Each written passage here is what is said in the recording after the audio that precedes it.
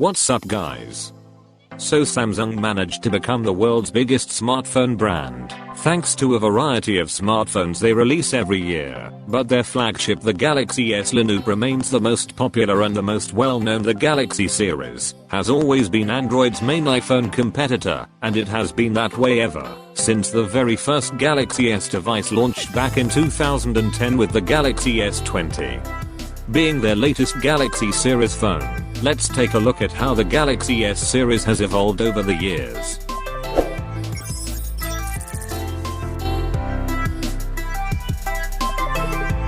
The original Galaxy S was launched in 2010, and it was an instant success with the company selling over 25 million units of the handset. It had a 4-inch display which was considered large at that time. 4 gigs of RAM, 8 gigs of base storage, Android 2.1 clear out of the box, and 1500 mAh battery. Although Samsung had made smartphones before the Galaxy S, this was a true push for a higher end device and the global reputation that had eluded what is now the world's top smartphone brand.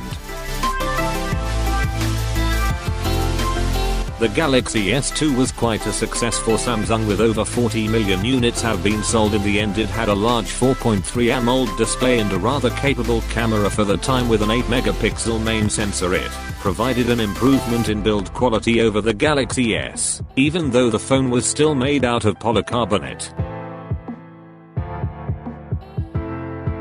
By this time it was already clear the Galaxy series was Android's flagship series. Samsung managed to sell an impressive 70 million Galaxy S3 units. The S3 saw a considerable bump in display size over the Galaxy S2. It featured a 4.8-inch HD Super AMOLED display, 1 GB of RAM and 200 mAh battery. The S3 looked a lot more different from the previous two devices. It was rounder and had a thinner home button, and was one of the best looking phones at that time.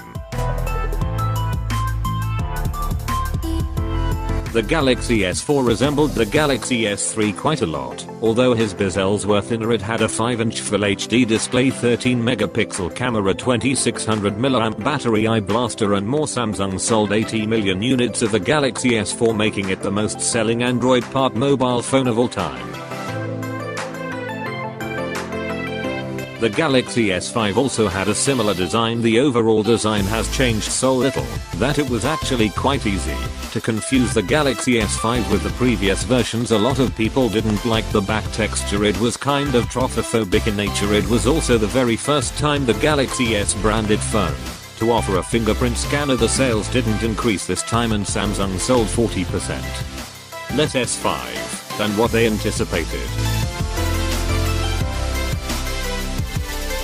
The Galaxy S6 changed things. It was many firsts. Samsung launched two Galaxy S handsets at the same time, S6 and S6 Edge. The latter had curved displays on both sides. Also, Samsung went with a glass back and metal frame for the first time, bringing premiumness to the S series. It has wireless charging too. Also, they went with Quad HD Plus displays for the very first time, but there were some controversial decisions as well, namely removable batteries were gone, and it had no micro SD card slot. Samsung never declared the sales numbers, but reports suggest they sold around 45 million units in total. After receiving a lot of criticism, Samsung brought back microSD expansion on the S7 and S7 Edge. They both look similar to the previous iteration, but the design was fine-tuned, and the Edge variant had a massive 5.5-inch display. The sales were pretty good, with over 60 million units sold worldwide. The S8 and S8 Plus saw arguably the biggest change. Samsung kind of mainstreamed the whole bezel-less trend. The home button was gone, and the fingerprint scanner was moved to the back. The display size went over 6 inches for the first time. Samsung never declared any official sales figures, but the S8 and S8 Plus were branded a huge success for the company. The S9 and S9 Plus looked almost identical to the S8, but the S9 Plus had a dual camera with a physical variable aperture. They sold over 45 million units of these handsets, but did not sell as well as the Galaxy S8 previously did. With the S10, Samsung launched 4 devices right out of the bat. They offered quite substantial upgrades both in design as well as in features. Samsung went with the edge-to-edge display with a punch-hole selfie camera. They also featured the world's first in-display ultrasonic fingerprint scanner, a rather large display, and it was also the first time the price spent over $1,000.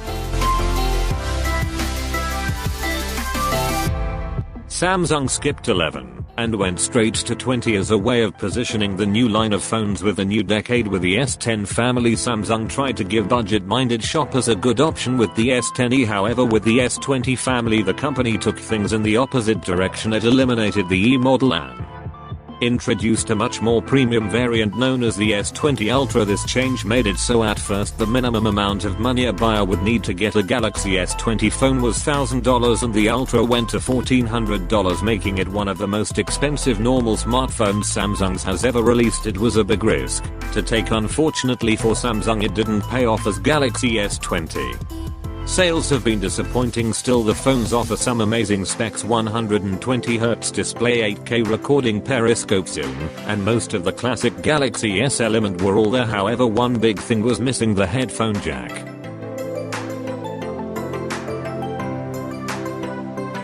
The Galaxy S21 is gonna be an iterative upgrade, with most of the specs are going to remain the same. In fact, the S21 and Plus will see a downgrade in some areas such as the display resolution and the plastic build on the S21. A strategy to reduce the starting price of the handset. Also, is the first time in 5 years that the Galaxy S series launch will not have a micro SD card slot.